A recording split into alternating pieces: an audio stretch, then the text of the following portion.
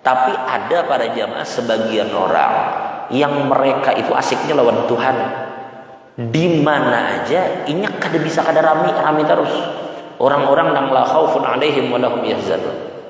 Jadi andai kata mereka di luar atau di penjara, bagi orang-orang yang macam ini kan ada bedanya. Makanya kan ada takutan sama sekali. Dan jangan dipikir penjara tuh maulahnya takut atau gentar, kan ada sama sekali orang macam itu. Nah ini orang yang bujur-bujur inya merasa asiknya itu lawan Tuhannya. Di Indonesia ini contohnya cukup banyak. Nang kayak almarhum Buya Hamka. Itu bagi sidin di dalam di luar penjara kan ada bedanya. Sampai di dalam penjara beliau menulis tafsir. Al-Imam Abu Hanifah itu dulu disiksa pernah. Al-Imam Syafi'i pernah juga. Al-Imam Ahmad bin Hanbal bahkan di penjara. Qadhi Iyad bahkan lebih banget lagi di situ.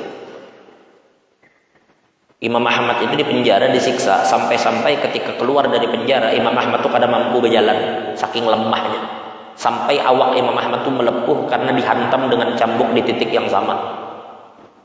Wah berat orang-orang bahari itu melawan fitnah-fitnah macam itu. Al-Imamul Bukhari itu selama hidup kitab-kitab itu selalu dibakar dan beliau itu meninggal dalam keadaan terusir. Imam Bukhari itu di mana-mana ditolak.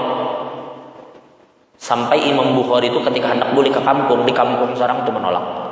Sampai Imam Bukhari itu berdoa kepada Tuhan, ya Allah dunia ini terasa sempit sudah bagi ulun. Kalau memang kematian ulun lebih baik maka angkat ulun dan cabut nyawa. Kada lawas ya meninggal Imam Bukhari itu.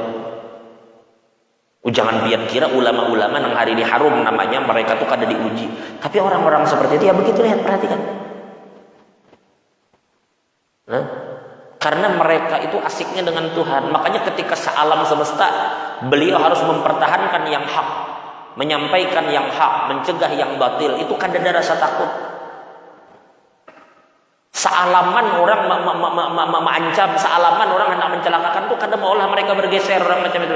Karena ini asik dengan Tuhannya. Nah, orang seperti ini kada. Dan ini yang dimaksud Imam Ghazali, orang yang berada di level atas tuh. Imam Abu Hanifah Sultani diisi guru namanya Imam Zaid bin Ali. Ya ada madhab, salah satu madhab namanya madhab Zaidiyah. Seperti Al-Imam Syaukani, seperti Al-Imam As-Sun'ani, itu madhabnya Zaidiyah. Zaidiyah ini hari ini banyak di daerah Yaman Utara. Itu paling banyak madhab Zaidiyah itu di Yaman Utara. Itu namanya Zaid bin Ali Zainal Abidin bin Husain bin Ali bin Abi Thalib. Sayyidina Ali kawin dengan Fatimah, punya anak namanya Sayyidina Husain. Sayyidina Husain punya anak namanya Ali Zainal Abidin, satu-satunya lelaki yang selamat di Karbala, anak Sayyidina Husain.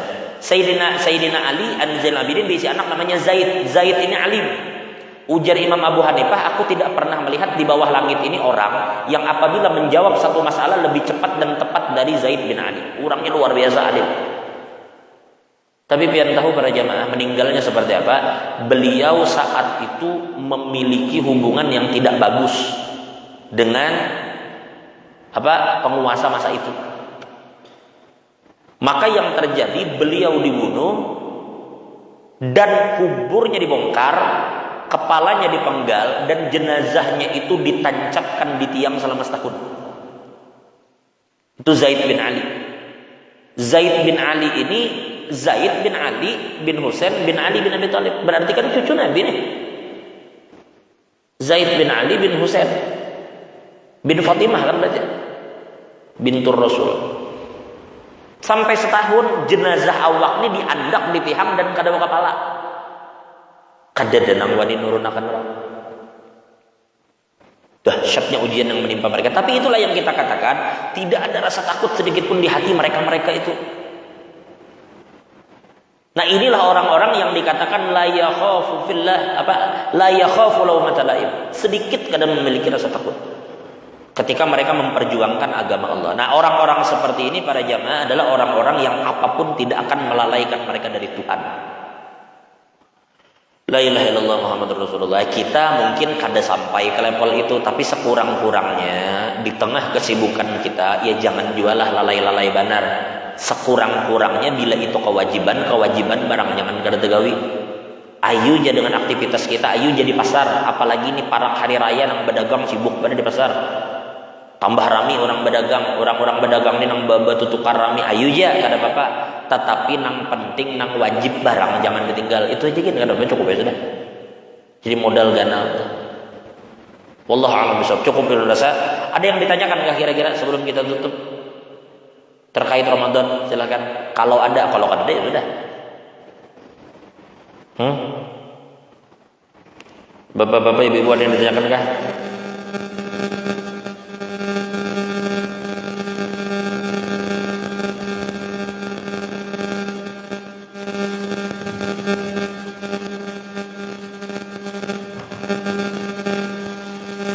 Kalau yang ada ditanyakan silakan.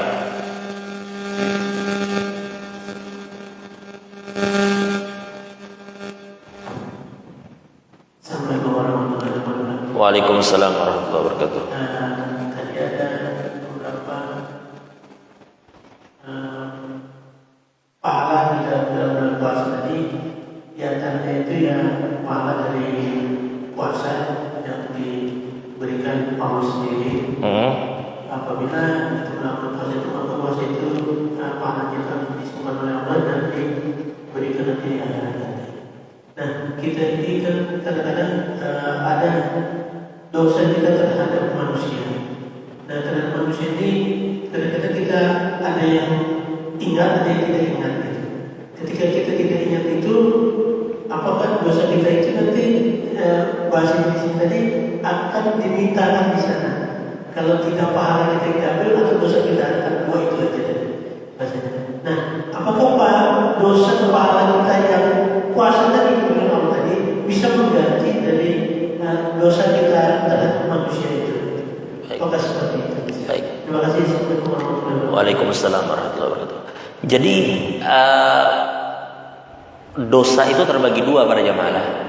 Ada dosa manusia tapi hanya antara dia dan Tuhan. Seperti minum minuman keras, itu kan hanya dia dan Tuhan aja tuh. Yang minum minuman keras itu lawan Tuhan urusannya. Tapi ada juga dosa yang melibatkan orang, seperti mencuri ampun orang, ya kalau atau menggibah merusak kehormatan orang, atau menumpahkan darah orang. Nah, ini kadada ampunan. Ini kalau di dalam istilah disebut dengan tabiat. Sebagian ulama mengatakan orang yang pulang haji itu dosanya diampuni Tuhan. Kayak waladatu ummu, seperti bayi yang dilahirkan mamanya. Orang nang bulik haji itu dosanya diampuni kecuali tabiat, ujar ulama. Ada sebagian ulama mengatakan begitu. Maksudnya seperti orang berjihad atau berhaji. Begitu ya bulik jihad, bulik haji, dosanya diampuni kecuali tabiat. Tabiat ini maksudnya nang berkait lawan orang. Ada harta orang yang kita rampas, itu kadada ampunnya kecuali dibulikakan. Ada orang yang kita zalimi, itu kadada ampunnya kecuali kita meminta rela. Amun di dunia kada beres, itu yang kita khawatir. Jangankan lawan orang. Lawan orang itu nyata benar, kadang-kadang ada kurang lebihnya. Amun lawan keluarga aja dikatakan dalam Al-Qur'an, yauma yafirrul mar'u min akhihi wa ummihi wa abi. Lawan dang sanak aja kita bertemu, kita menghindar. Lawan kuitan anak bertemu anak menghindar, kuitan bertemu anak, kuitan menghindar. Kenapa? Ujar ulama, karena di saat itu setiap orang itu takut dengan tuntutan. Ini sudah repot dengan urusannya seorang. Nang dosanya seorang itu kebanyakan urusan lawan orang pulang. Karena orang tua itu takutan kalau pina anak nuntut. Bapakku bahari jar kada bisa mendidik aku. Makanya ulun kayak ini kada pernah ulun dilajari agama. Nang anak tetamu kuitan takutan juga. Kalau pina kuitan menuntut, ya Allah anak ulun ini kada bisa memberikan hak ulun sebagai kuitan. Nang laki menghindar dari bini. Yauma yafirrul mar'u min akhi wa ummihi wa abi wa sahibatihi wa bani. Laki bertemu bini buka, bini ketemu laki buka. Saling menghindar karena takut dituntut, apalagi dengan orang-orang yang nyata-nyata seorang bersalah. Padahal jika ibarat kurang lebih, artinya orang Tuhannya kan kurang lebih lawan anak, mestinya kan gitu. Nah, lalu bagaimana konsekuensinya? Ya tadi, kalau kita tidak bisa saat itu membayar, ada dua konsekuensinya. Yang pertama adalah boleh jadi pahala kita itu diambil untuk diberikan kepada orang tadi, karena saat itu tidak berlaku lagi duit. Nang duit bahari dikorupsi di dunia. Ada orang mengira apabila inya korupsi, ada orang mengira apabila inya mengambil duit orang, maka duit yang diambil tadi jar supaya bersih, ulahkan masjid. Kan ada urusan. Jangan dikira dengan membangun masjid, membangun langgar, nyumbang ke pondok, lalu itu jadi bersih. Kan ada. Bahkan dikatakan innallaha thayyib wa la yaqbalu illa thayyiba. Allah Ta'ala itu baik dan kadang menerima kecuali yang baik. Harta nang inya rampas kada jadi bersih, nang inya sumbangkan kada ada pahala. Jadi jangan berpikir berbuat baik dengan sesuatu yang kotor itu baik, kada.